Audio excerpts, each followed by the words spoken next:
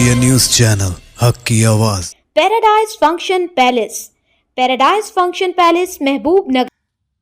तेलंगाना की अहम opposition BRS ने स्पीकर असेंबली जी प्रसाद कुमार के रवैये और चीफ मिनिस्टर रेवंत रेड्डी की जानिब से बीआरएस कायदीन के खिलाफ किए गए रिमार्क पर बतौर एहतजाज असेंबली सेशन का बाइकाट करने का ऐलान किया है। असेंबली से वॉकआउट के बाद बीआरएस के अरकान असेंबली के सामने गन पार्क पर हुकूमत और स्पीकर के खिलाफ धरना दिया। इस मौके पर चीफ मिनिस्टर रेवंत रेड्डी पर सख्त तनकीद करते हुए बीआरएस के सीनियर लीडर हरीश राव ने कहा कि रेवंत रेड्डी साबिक चीफ मिनिस्टर के चंद्रशेखर राव के खिलाफ नाजेबा अल्फाज इस्तेमाल कर रहे हैं जो किसी भी तौर मुनासिब नहीं। उन्होंने इल्ज़ाम लगाया कि असेंबली में असल अपोजिशन को बोलने का मौका नहीं दिया जा रहा है और माइक बंद कर दिया जाता है।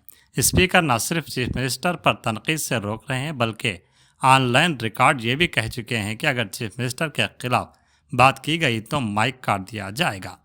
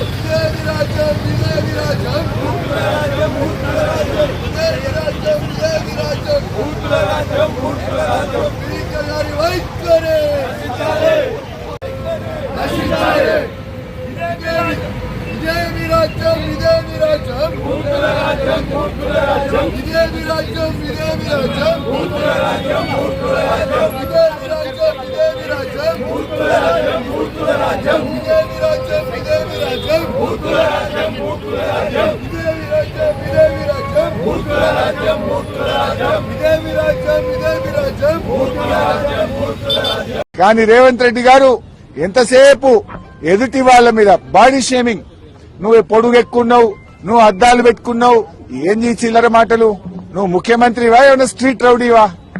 స్ట్రీట్ రౌడీలు కూడా నీకంటే మంచిగా మాట్లాడతారు. నువ్వు కేసీఆర్ గారి మీద పదే పదే చావు భాష కోరుకుంటావా? తెలంగాణ తెచ్చిన నాయకుడు, ప్రధాన ప్రతిపక్ష నాయకుడు, 10 ఏళ్లు ముఖ్యమంత్రిగా చేసిన కేసీఆర్ గారిని పట్టుకొని అడ్డగోలు మాటలు మాట్లాడతావు. నువ్వు ఒక తెలంగాణ ద్రోహివి, నువ్వు ఒక నీళ్ల ద్రోహివి. నువ్వు కేసీఆర్ గారి పట్ల అటువంటి భాష మాట్లాడడం చాలా తీవ్రంగా మేము ఖండిస్తా ఉన్నాం. రాహుల్ గాంధీ గారు పొద్దున్న లేస్తే రాజ్యాంగం చేతిలో పట్టుకొని తిరుగుతాడు. ఇక్కడేమో అసెంబ్లీలో రాజ్యాంగం ఖూనీ అయితా ఉంది. ప్రధాన ప్రతిపక్షానికి మైకే ఇవ్వడం లేదు. అందువల్ల మేమందరం కూడా ఇక ఈ శాసనసభలో కూర్చున్న వేస్ట్, మైక్ ఇవ్వకుండా ముఖ్యమంత్రిని తిట్టద్దంటాడు. స్పీకర్ గారు ఆన్ రికార్డ్ అక్కడ కూర్చొని మీరు ముఖ్యమంత్రి గారి మీద విమర్శ చేయొద్దు అంటాడు. అనొచ్చా అట్లా స్పీకర్? ముఖ్యమంత్రి గారి మీద మీరు మాట్లాడితే మీ మైక్ కట్ చేస్తా అంటాడు. మరి మేము ఉండేందుకు అసెంబ్లీలా? స్పీకర్ గారి పక్షపాత వైఖరికి నిరసనగా ఈ శాసనసభ ఈ సెషన్ ను బీఆర్ఎస్ పార్టీ బహిష్కరించాలని నిర్ణయం తీసుకున్నది. స్పీకర్ గారు